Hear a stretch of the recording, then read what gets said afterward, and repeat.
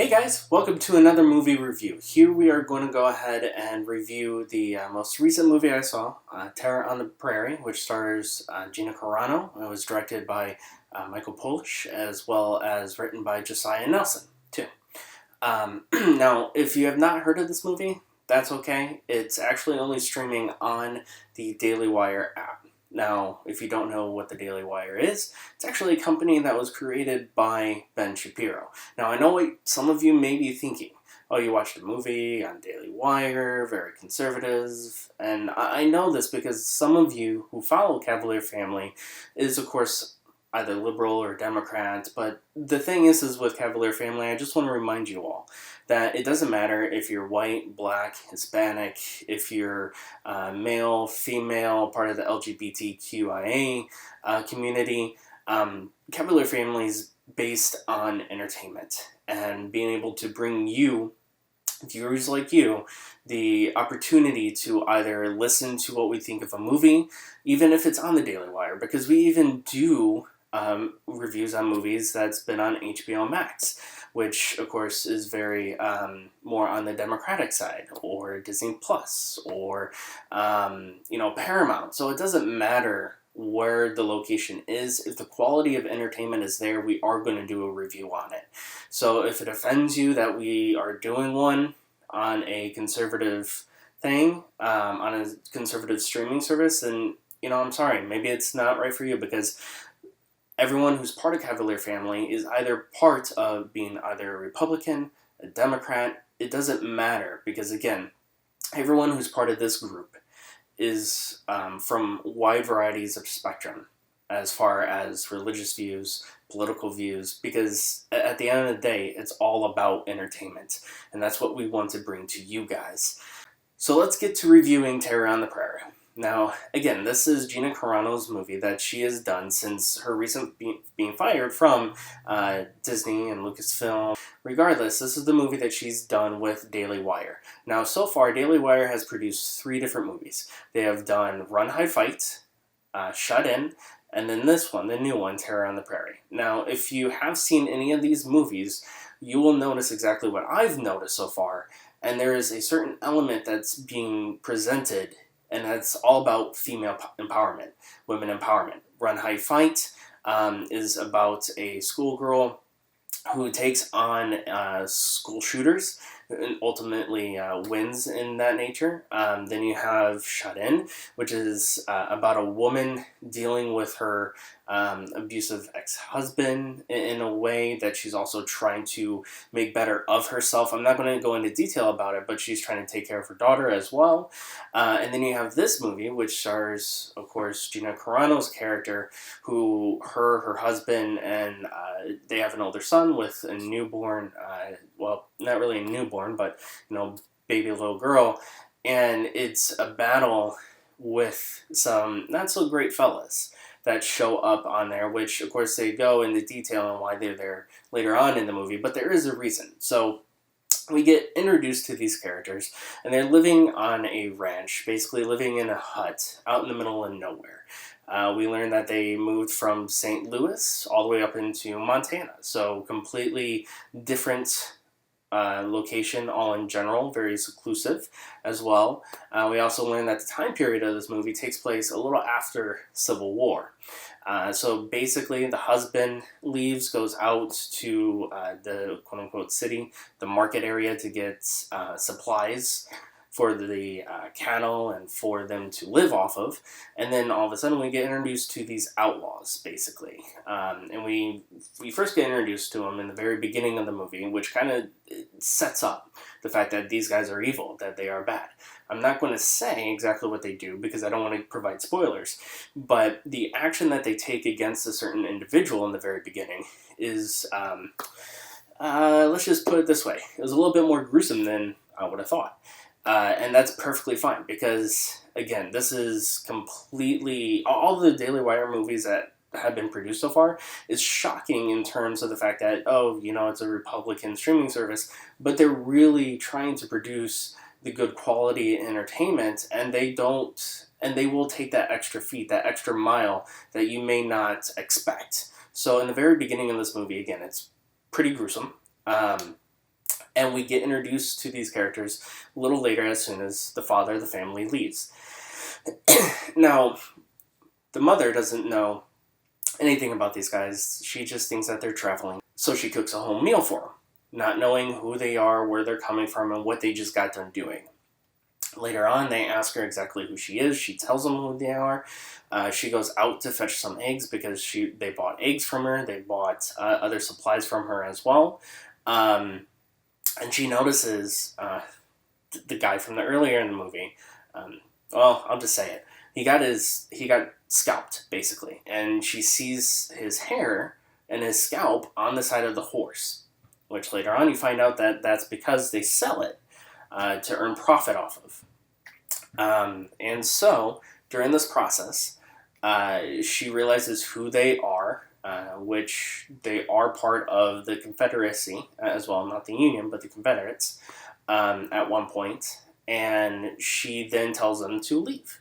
But that is, of course, and they end up leaving, but not before they get told and demanded with, a gun to their face, basically, from Gina Carano, that to leave their weapons, to leave their guns. So, of course, they leave, but we all know that they didn't leave. They obviously come back, and from that point, that's when this movie kicks off and does exactly what we expect it to do, and that is a gun battle between the mom and the outlaws. Now, throughout this whole process, again, the father is in town trying to get supplies for the family. So you have Gina Carano holding down the fort, shooting at the guys, trying to get them to leave the property and trying to protect her family.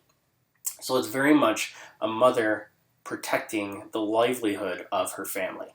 And that's, again, going with the women empowerment and going with the whole aesthetic of the time period that it's at. It's wonderful. As far as Western movies that I've seen so far, it's one at the top. It is one of the best that they have produced recently. I would honestly say it goes right up there with the Magnificent Seven that came out in the earlier, I think it was 2016, if I'm not mistaken. It could be a little bit earlier than that, maybe 16, 18, that starred Denzel Washington, that starred Chris Pratt and a few others. So it's right up there with what Hollywood movies are, and that is definitely entertaining. Keeps you on the edge of your seat at moments as well. And just like how The Northman was gruesome when it needed to be because it was showing realism, this movie actually does show that part as well, as it shows the realization and realism of that time period of if you got shot in the arm, what would it look like? How would you heal it? How would you take care of it? And then, there's moments also like, okay, they're living in a hut with straw and hay on the top of it. Well, there's one portion of the movie where it creates a smoke signal. Pieces of, the hay and everything catches on fire. Well, that's because it's how it would have happened if it was dealt that way. Cinematography was fantastic. In the very beginning was a little off, just because you didn't know exactly what they were kind of looking for as far as aesthetic goes in that realm. But overall, I like the cinematography. The camera angles was great. It definitely kept you engaging with the film and with the characters.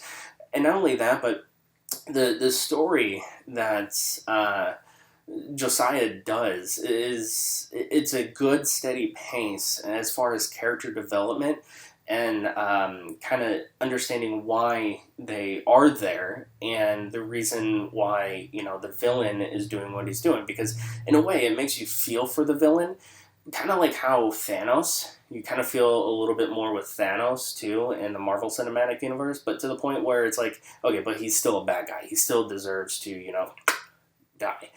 With this, it's the same thing in the similarity of, you feel for the villain, you understand where the villain's coming from, but what he's doing and what he's been doing does not excuse him because of how he feels. And, there's a lot of that character development with that villain. Not so much his, comrades and stuff like that. He basically uses them as pawns, but the family dynamic is very strong as well. And I feel like Josiah, the writer, did an amazing job with that. The director did a great job with the headshots, the close-up shots, the angles as well, the pan shots too. So overall, I felt like this is a movie. As far as the top three rankings go on the Daily Wire movies, number one is Run, Hide, Fight. Actually, no. You know what? No.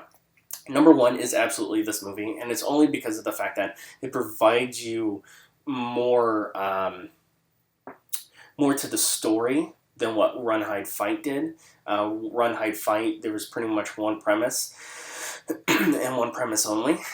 With this movie, there was a lot more to it as far as complexity of the story that unfolds and you find out. So number one would absolutely be this movie. Number two would be Run, Hide, Fight, and number three would be Shut In. So all I have to say is Daily Wire, Ben Shapiro did a great job as far as creating an environment within, or I shouldn't really say environment, but entertainment field in what they're trying to produce. And especially since, this is the third movie within like a year and a half, I believe, a year and a half to 2 years of what they've been trying to do.